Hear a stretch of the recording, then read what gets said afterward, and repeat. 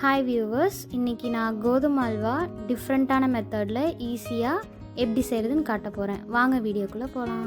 First நம்ம bread packet எடுத்து ப்ரெட்டை டைஸ் பண்ணிக்கலாம்.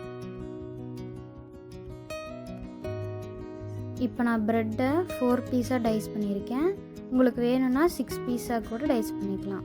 நான்ஸ்டிக் பேனில் 2 டேபிள் ஸ்பூன் கீ ஆட் பண்ணிக்கலாம். முந்திரி 10லேருந்து 15 நம்ம சேர்த்துக்கலாம்.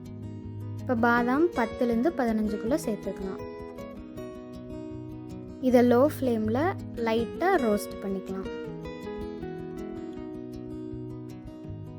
ரோஸ்ட் பண்ண நட்ஸை தனியாக நம்ம ஒரு பிளேட்டில் எடுத்து வச்சுக்கலாம்.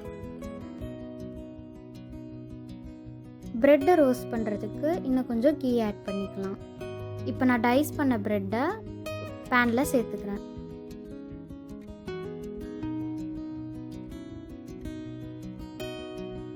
இப்போ நம்ம ஆட் பண்ண ப்ரெட்டை லோ ஃப்ளேமில் லைட்டாக டோஸ்ட் பண்ணிக்கலாம். எக்ஸஸாக டோஸ்ட் பண்ண வேண்டியதில்லை.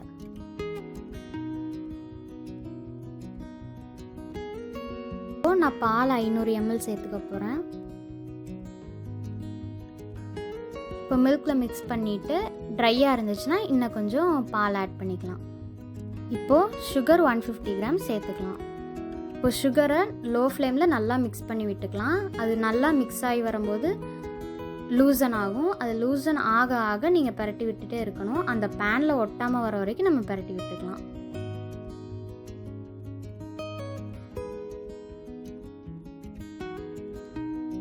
நல்லா பேனில் ஒட்டாமல் வரும்போது 2 டேபிள் ஸ்பூன் கீ ஆட் பண்ணிக்கலாம். அப்போ தான் நல்லா ஃப்ளேவர் கிடைக்கும்.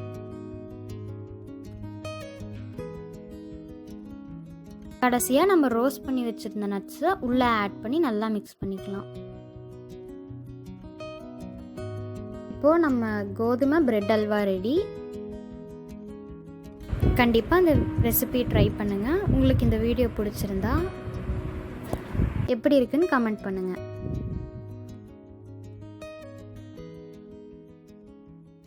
சப்ஸ்கிரைப் பண்ணுங்கள். மறக்காமல் பெல் ஐக்கான் கிளிக் பண்ணிடுங்க. தேங்க்யூ.